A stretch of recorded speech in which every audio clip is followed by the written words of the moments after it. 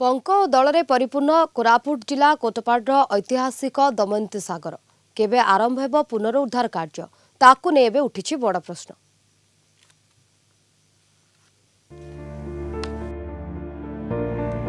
दिने life line पालटी थिला आज अस्तित्व हरैबाकू बसिछि। एठाकार दमयंती सागर को कोटपाड़र गंगा रूपे मानि थांती। दिने सागर जल रे कोटपाड़ अंचल शोष मेटुथिला।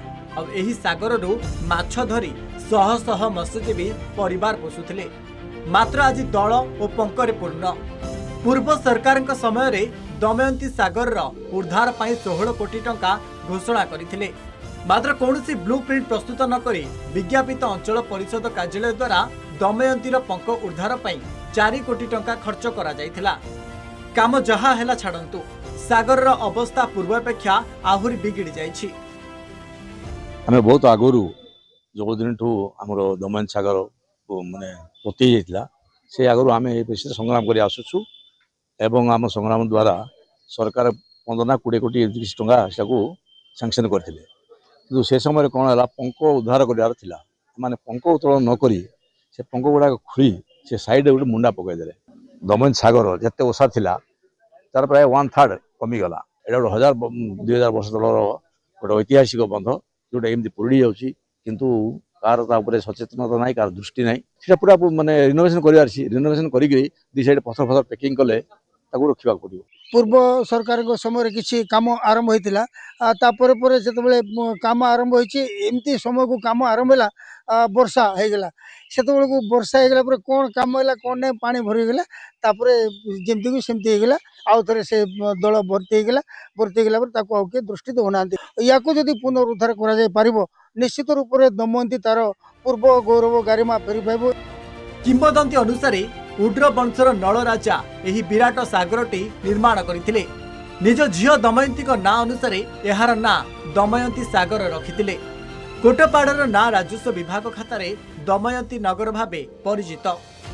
सागर पार्श्व हजार हजार एकर चाष जमी एहारी जल रे वर्ष तमाम सबुज श्यामल रहुतिला। आउ एहार पानी अंचलर समस्त विवाह व्रत कार्य पाई व्यवहृत हेउतिला। शह शह वर्ष धरी जो दमयंती सागर लोकों सेवारे लगुथिला ताहा आज सुखिला पड़िछि। पंक और दल रे परिपूर्ण होई अस्तित्व हरैबाकू बसिछि। सेपटे जिलापाल कहिसंति जे खूब शीघ्र भल डीपीआर प्रस्तुत करा जिवो।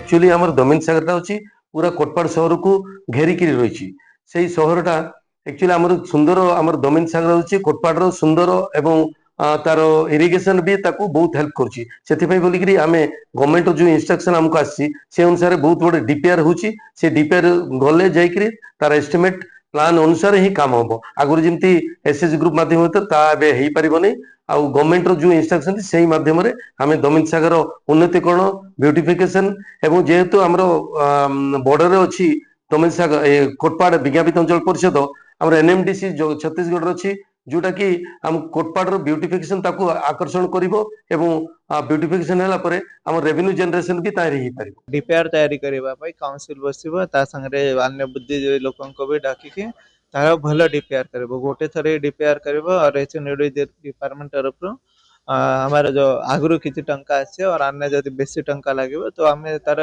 मास्टर प्लान करके पठाइबो। तो ता पई म्युनिसिपालिटी अग्री स्टेप नै सारी छे से माने तांका काम आरंभ करि जाइसंती परवर्ती मुहूर्त रे मीटिंग बसिके हम फाइनल करिबो। अवहेलित अवस्था रे कोटपाड़ ऐतिहासिक दमयंती सागर आशा आशंका मध्य रही जाइछि पुनरुद्धार कार्य। पूर्व सरकार समय रे आरंभ होइतिबा कार्य वर्तमान ठप होई पड़छि। देखिबा बाकी रहिला केबे आरंभ होबो पुनरुद्धार कार्य, केबे पूर्व परिचय पाइबो दमयंती सागर। कोरापुट जिला कोटपाड़ वीरक्षा शर्मा, कलिंग टीवी।